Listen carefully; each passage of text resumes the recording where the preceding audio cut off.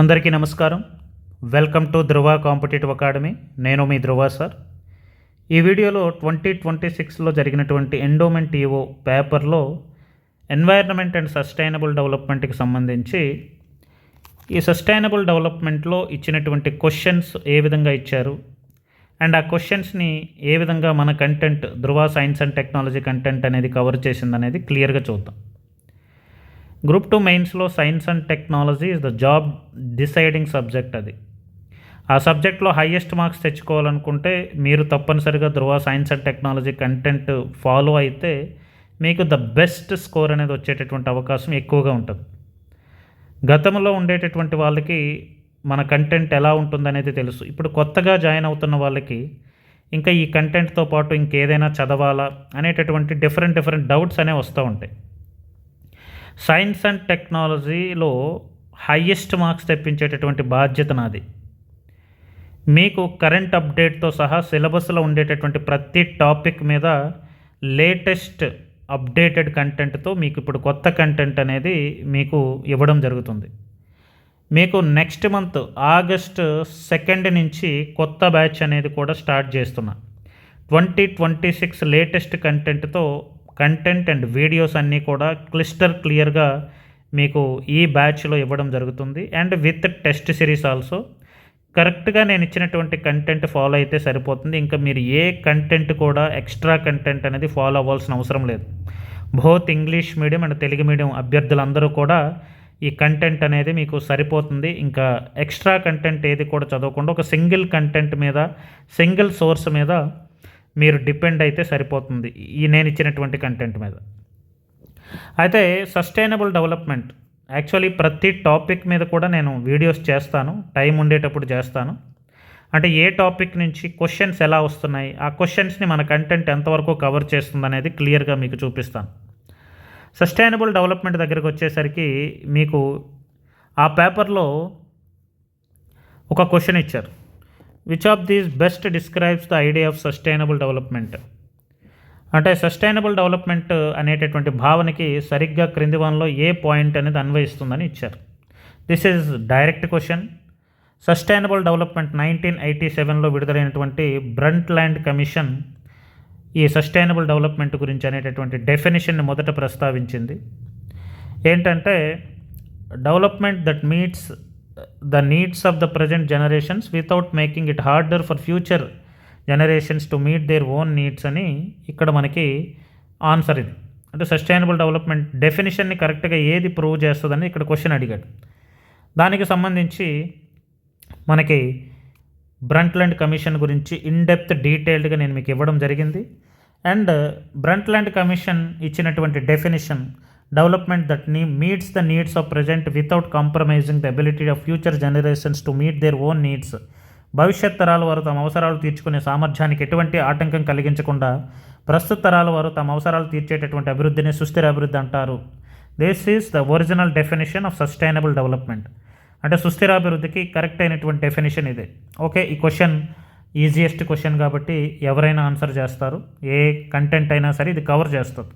ఇందులో పెద్ద గొప్ప ఏం లేదు. మన కంటెంట్లో అంటే ఈ టాపిక్ ఎవరైనా కవర్ చేస్తారంటే డెఫినెట్లీ ఎవరైనా కవర్ చేస్తారు. ఓకే, తర్వాత next the 3 main pillars of sustainable development. Sustainable development యొక్క 3 మెయిన్ పిల్లర్స్ ఏంటి అని అడిగాడు. మనకి సుస్థిరాభివృద్ధికి 3 మెయిన్ పిల్లర్స్ ఉంటాయి. 3 ముఖ్యమైనటువంటి స్తంభాలు, సుస్థిరత యొక్క 3 స్తంభాలు, ది పిల్లర్స్ ఆఫ్ సస్టైనబిలిటీ. ఒకటి ఎన్వైర్న్మెంట్ సస్టైనబిలిటీ, రెండోది సోషల్ సస్టైనబిలిటీ, మూడోది ఎకనామిక్ సస్టైనబిలిటీ. అదే క్వశ్చన్ ఇక్కడ ఇవ్వడం జరిగింది. ఒక ఆప్షన్ పొలిటికల్, కల్చరల్, ఎకనామిక్, రెండో option economic, environment, social, third industrial, agriculture, educational, next technological, ecological and financial. సుస్థిరాభివృద్ధికి 3 మెయిన్ పిల్లర్స్ ఉంటాయి. ఆ 3 మెయిన్ పిల్లర్స్ గురించి నేను క్లియర్గా మీకు డిస్కస్ చేయడం జరిగింది. Economic, environment and social. ఒకటి ఎన్వైర్న్మెంట్ సస్టైనబిలిటీ గురించి క్లియర్గా నేను మీకు ఇచ్చాను. అండ్ సోషల్ సస్టైనబిలిటీ గురించి ఇచ్చాను.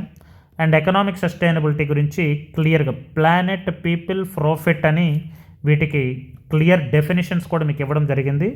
విత్ వెన్ డయాగ్రామ్ కూడా నేను మీకు ఇక్కడ ఇవ్వడం జరిగింది. కరెక్ట్గా అంటే నేను ఇచ్చినటువంటి కంటెంట్ని కరెక్ట్గా మీరు ఫాలో అయితే సరిపోతుంది. ఇక్కడ మనకేంటంటే ఈ టాపిక్ అందరూ అన్ని కంటెంట్లో కూడా ఉంటుంది. కాకపోతే ఏంటంటే ఇంత డీటెయిల్డ్గా environment sustainability, social sustainability, economic sustainability, వాటి తాలూకా మెయిన్ పిల్లర్స్కి సంబంధించి డిఫరెంట్ ఆస్పెక్ట్స్ ఏంటనేది ఇక్కడ నేను క్లియర్గా రాయడం జరిగింది. కాబట్టి ఇలాంటి క్వశ్చన్స్ ఇచ్చినప్పుడు ఏంటంటే ఇది కూడా ఈజియెస్ట్ క్వశ్చనే, కాకపోతే ఏంటంటే కొంచెం ఎలాబొరేట్గా చదివితే మీకు ఇంకా బెటర్గా అర్థమవుతుందన్నమాట. తర్వాత what does the precautionary principle mean in environmental protection అని ఒక క్వశ్చన్ ఇచ్చారు. ఇలాంటి క్వశ్చన్స్ ఇచ్చినప్పుడు మన కంటెంట్ తాలూకు దమ్ అనేది మనకు అర్థమవుతుంది. ప్రికాషనరీ ప్రిన్సిపల్ అంటే ఏంటి? we should take preventive action to protect the environment even if we are not completely sure of the harm. హానికి పూర్తి నిర్ధారణ లేకపోయినా పర్యావరణాన్ని కాపాడడానికి ముందస్తు చర్యలు తీసుకోవాలి. దీన్నే ప్రికాషనరీ ప్రిన్సిపల్. ప్రికాషనరీ అంటే జాగ్రత్త.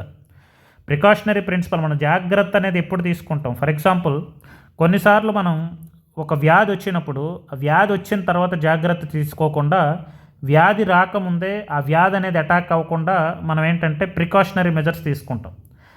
అంటే ఫర్ ఎగ్జాంపుల్ కోవిడ్ ఉంది. కోవిడ్ అనేది అంటువ్యాధి, ఒకరి నుంచి ఒకరికి తొందరగా వ్యాపిస్తుంది. ఇప్పుడు ఆ వ్యాధి అనేది ఇప్పుడు కోవిడ్ అనేటటువంటి వ్యాధిని తొందరగా వ్యాపించి ఒకరి నుంచి ఒకరికి అంటే ఇప్పుడు మనకి మనిషి ఏంటంటే టచ్లో ఉండడం వలన కానీ లేకపోతే గాలి ద్వారా కానీ ఇలాంటి విషయాల వల్ల ఏంటంటే కోవిడ్ తొందరగా వ్యాప్తి చెందుతుంది. ఇప్పుడు కోవిడ్ తొందరగా మనకి వ్యాప్తి చెందకుండా మనం ప్రికాషనరీగా ఏం చేస్తున్నాం? వ్యాక్సిన్స్ వేసుకుంటున్నాం. అదేవిధంగా ఎన్వైర్న్మెంట్కి మనకి రేపు ఎప్పుడైనా ఫ్యూచర్లో ప్రమాదం వస్తుంది అనేటటువంటి భయంతో, ప్రమాదం వస్తుంది అంటే అది ప్రమాదం అని తెలియకపోయినా సరే పర్యావరణాన్ని కాపాడుకోవడానికి ముందస్తు చర్యలు తీసుకోవాలి. దాన్ని ఏమంటారంటే ప్రికాషనరీ ప్రిన్సిపల్ అంటారు. అయితే ఈ ప్రికాషనరీ ప్రిన్సిపల్ అనేటటువంటి కాన్సెప్ట్ మీకు ఎక్కడ ఉంటుందంటే రియో డిక్లరేషన్లో మనకి 27 సూత్రాలు ఉంటాయి. అంటే మనకి ధరిత్రి సమావేశం ఎర్త్ సమ్మిట్లో మనకి సస్టైనబుల్ డెవలప్మెంట్కి సంబంధించి రియో డిక్లరేషన్ ఉంటుంది. ఆ రియో డిక్లరేషన్లో మనకి 27 సూత్రాలు ఉంటాయి. ఈ 27 సూత్రాల్లో మనకి 15వ సూత్రం ఏంటంటే ప్రికాషనరీ ప్రిన్సిపల్. ప్రికాషనరీ ప్రిన్సిపల్ ఏంటంటే పర్యావరణానికి తీవ్రమైనటువంటి ముప్పు పొంచి ఉన్నప్పుడు సరైన శాస్త్రీయ ఆధారాలు లేవనేటటువంటి సాకుతో రక్షణ చర్యలు ఆపకూడదు. అంటే పర్యావరణానికి ముప్పు పొంచి ఉందని మనకి తెలుసు, కానీ దానికి సరైనటువంటి ఆధారాలు లేవన్నప్పుడు అయితే అవుతుంది, లేదంటే లేదనేటటువంటి డౌట్ ఉన్నప్పుడు కూడా ఆధారాలు లేవనేటటువంటి సాకుతో రక్షణ చర్యలు ఆపకూడదు, ముందుగానే చర్యలు తీసుకోవాలి. దీన్నే ప్రికాషనరీ ప్రిన్సిపల్ అంటారు. ఇందులోనే మనకి ఇంకో ప్రిన్సిపల్ ఉంటుంది, పొల్యూటర్ స్ప్రేస్ ప్రిన్సిపల్. కూడా ఏంటంటే కాలుష్యం ఎవరైతే కలుగ చేస్తారో వాళ్ళే దాని నివారణకి నష్టానికి అయ్యేటటువంటి ఖర్చును భరించాలి. ఇప్పుడు ఇక్కడ మనకి ప్రికాషనరీ ప్రిన్సిపల్ ఇచ్చాడు. తర్వాత చాలా క్వశ్చన్స్లో చాలా పేపర్స్లో పొల్యూటర్ స్ప్రేస్ ప్రిన్సిపల్ గురించి కూడా అడుగుతున్నాడు. ఈ పొల్యూటర్ స్ప్రేస్ ప్రిన్సిపల్ ఎక్కడి నుంచి వచ్చిందంటే ఫస్ట్ రియో డిక్లరేషన్ నుంచే వచ్చింది. రియో డిక్లరేషన్ 27 సూత్రాల్లోనే ఈ పొల్యూటర్ పేస్ ప్రిన్సిపల్ కూడా ఉంది. ఇందులోనే ఎన్వైరన్మెంటల్ ఇంపాక్ట్ అసెస్మెంట్, పర్యావరణ ప్రభావ అంచనా కూడా ఇందులోనే స్టార్ట్ అయింది. కాబట్టి ఇలాంటి క్వశ్చన్స్ అడిగేటప్పుడు ఏంటంటే మనం ఒక స్టాండర్డ్ కంటెంట్ అనేది చదవాలి. అంత స్టాండర్డ్ కంటెంట్ అనేది ఇక్కడ మీకు క్లియర్గా ఇవ్వడం జరుగుతుంది. ఈ ప్రికాషనరీ ప్రిన్సిపల్ అనేది మనకి ఒక్కోసారి డైరెక్ట్గా ఇచ్చాడు. ఈ ప్రికాషనరీ ప్రిన్సిపల్ ఫస్ట్ ఎక్కడి నుంచి మనకు వచ్చిందనంటే రియో డిక్లరేషన్ నుంచి వచ్చింది.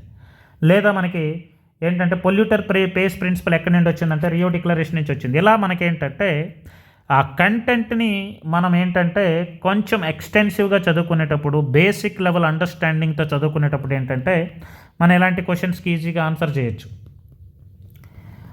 తర్వాత నెక్స్ట్ మనకి ది సస్టైనబుల్ డెవలప్మెంట్ గోల్స్ మీద క్వశ్చన్ ఇచ్చాడు. Sustainable development goals set by UN wants to, ఐక్యరాజ్య సమితి సుస్థిరాభివృద్ధి లక్ష్యాల యొక్క ప్రధాన ఉద్దేశం ఏంటి? ఇది సింపుల్ క్వశ్చన్, ఎవరైనా చేస్తారు. పేదరికాన్ని నిర్మూలించడం, భూమిని సంరక్షించడం, అందరికీ శాంతి శ్రేయస్సు కల్పించడం. మనకి సస్టైనబుల్ డెవలప్మెంట్ 17 గోల్స్ ఉన్నాయి. 17 గోల్స్లోనే మనకి ఏంటంటే ఇక్కడ మనకి పేదరికాన్ని నిర్మూలించడం టార్గెట్ 1, భూమిని సంరక్షించడం target 15, protect, restore and promote sustainable use of terrestrial ecosystems, భూమిని పరిరక్షించడం, తర్వాత అందరికీ శాంతి శ్రేయస్సు కలిగించడం. అందరికీ శాంతి శ్రేయస్సు అంటే 16వది సుస్థిరాభివృద్ధి కొరకు శాంతియుత సమ్మిళిత సమాజాలను ప్రోత్సహించుట, అందరికీ న్యాయం అందేలా చూడడం, అన్ని స్థాయిల్లో ప్రభావవంతమైన జవాబుదారీ సమ్మిళిత వ్యవస్థలు ఏర్పాటు చేయడం. అంటే ఈ 17 లక్ష్యాల్లో ఏదో ఒకటి లక్ష్యాలు కలిపి క్రింది వల్ల ఏ లక్ష్యాలని అడుగుతాడు, లేదంటే పర్టికులర్ టార్గెట్ అడుగుతాడు. ఈ విధంగా ఏంటంటే క్వశ్చన్ ఎలా ఇచ్చినా నేను ప్రతి టాపిక్ని అందుకే అంత ఇన్డెప్త్ డీటెయిల్డ్గా నేను మీకు ఏంటంటే ప్రతి టాపిక్ని కవర్ చేయడం జరిగింది. అండ్ నేను యూస్ చేసిన లాంగ్వేజ్ కూడా చాలా సరళమైనటువంటి అత్యద్భుతమైనటువంటి తెలుగుని నేను వాడడం జరిగింది. అందరికీ సులభంగా అర్థమయ్యేటటువంటి విధంగా తెలుగు ఆ లాంగ్వేజ్ ఇవ్వడం జరిగింది. ఇదే కంటెంట్ యాజ్ ఇట్ ఈస్గా ఇంగ్లీష్ మీడియంలో కూడా ఇవ్వడం జరుగుతుంది. కాబట్టి both English medium and Telugu medium వాళ్ళు ఎవరైనా సరే పర్టికులర్గా సైన్స్ అండ్ టెక్నాలజీకి ఒక సింగిల్ సోర్స్ కావాలి అనుకుంటే ధృవ సైన్స్ అండ్ టెక్నాలజీ కంటెంట్ని ఫాలో అవ్వండి. మీరు అనుకున్నటువంటి స్కోర్ కంటే బెటర్ స్కోర్ మాత్రమే వస్తుంది. అది మాత్రం 100% నేను మీకు హామీ ఇవ్వగలను. ఎందుకంటే అంత కాంప్రహెన్సివ్గా, అంటే ఇప్పుడు యూపీఎస్సీ వాళ్ళు శంకర్ ఐఏఎస్ కానీ లేకపోతే పిఎంఎఫ్ఐఎస్ కానీ ఎన్వైర్న్మెంట్ చదువుతారు, లేదంటే సైన్స్ అండ్ టెక్నాలజీకి రవి పి అగ్రహారి, ఇలా మల్టిపుల్ బుక్స్ చదువుతారు. అండ్ తెలుగు మీడియంలో కూడా డిఫరెంట్ టైప్స్ ఆఫ్ బుక్స్ చదువుతారు. ఈవెన్ కరెంట్ అప్డేట్ కూడా చేసుకోవాల్సిన అవసరం లేకుండా ప్రతి కంటెంట్ని మీరు ఒక్కసారి నేను ఇచ్చినటువంటి ఒక కంటెంట్ చూసి ఈ కంటెంట్ని పట్టుకొని ఏ ప్రీవియస్ ఇయర్ క్వశ్చన్ యూపీఎస్సీ కానీ ఏపీపీఎస్సీ కానీ అదర్ పబ్లిక్ సర్వీస్ కమిషన్స్ కానీ ఎక్కడ ప్రీవియస్ ఇయర్ క్వశ్చన్ దొరికినా సరే ఆ టాపిక్లో మ్యాక్సిమం కవర్ అవుతాయండి. 99% ఆఫ్ ద క్వశ్చన్స్ కవర్ అవుతాయి. అంత సమగ్రంగా అంత కాంప్రహెన్సివ్గా నేను కంటెంట్ రెడీ చేయడం జరిగింది.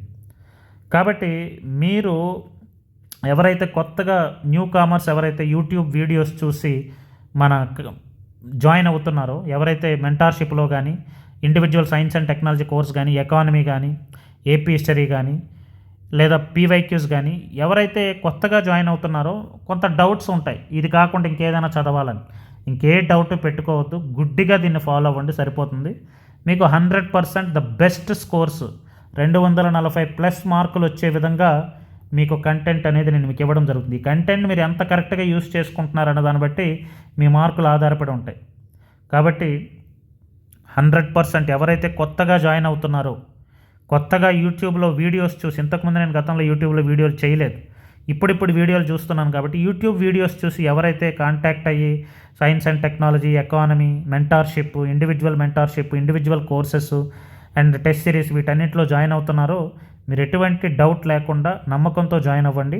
డెఫినెట్లీ మీకు ఆ లెవెల్ ఆఫ్ ఇది వస్తుందండి. ఎవరైతే లాస్ట్ టైం 190, 180 దగ్గర ఆగిపోయిన వాళ్ళు, 1:2 దగ్గర ఆగిపోయిన వాళ్ళు, 1:1 దగ్గరికి వెళ్ళి కూడా మనకి నచ్చినటువంటి జాబ్ రాని వాళ్ళు, ఎవరైతే ఈసారి ఎట్టి పరిస్థితుల్లో ద బెస్ట్ జాబ్ కొట్టాలనుకుంటున్నారో తప్పనిసరిగా మన ధృవ సార్ మెంటార్షిప్ కానీ ఇండివిజువల్ కోర్సెస్లో జాయిన్ అవ్వండి. మీకు ఆ లెవెల్ ఆఫ్ మార్క్స్ తెప్పించేటటువంటి బాధ్యత నాది. థ్యాంక్ యూ అండి, థ్యాంక్ యూ సో మచ్. మరిన్ని వీడియోలతో నేను మళ్ళీ మీ ముందుకు వస్తాను. ఎవరైతే ధృవాలో జాయిన్ అవ్వాలనుకుంటున్నారో తప్పనిసరిగా గూగుల్ ప్లే స్టోర్లో ధృవ కాంపిటేటివ్ అకాడమీ DCA అని ఉంటుంది. ఆ DCA యాప్ డౌన్లోడ్ చేసుకొని కోర్సెస్లో వీడియోస్ నేను ఓపెన్ చేస్తాను, అవి ఒకసారి చూసి జాయిన్ అవ్వండి. డెఫినెట్లీ మీకు 100% వర్తబిలిటీ ఉంటుంది. అండ్ ఏపీ హిస్టరీ బుక్ ఎవరైతే కావాలనుకుంటున్నారో మన dhruvapublications.com వెబ్సైట్ ఉంటుంది. ఆ వెబ్సైట్ నుండి డైరెక్ట్గా మీరు పర్చేజ్ చేసుకోవచ్చు, లేదనుకుంటే మనకి కాంటాక్ట్ అయ్యి కూడా చేసుకోవచ్చు. థ్యాంక్ యూ అండి, థ్యాంక్ యూ సో మచ్.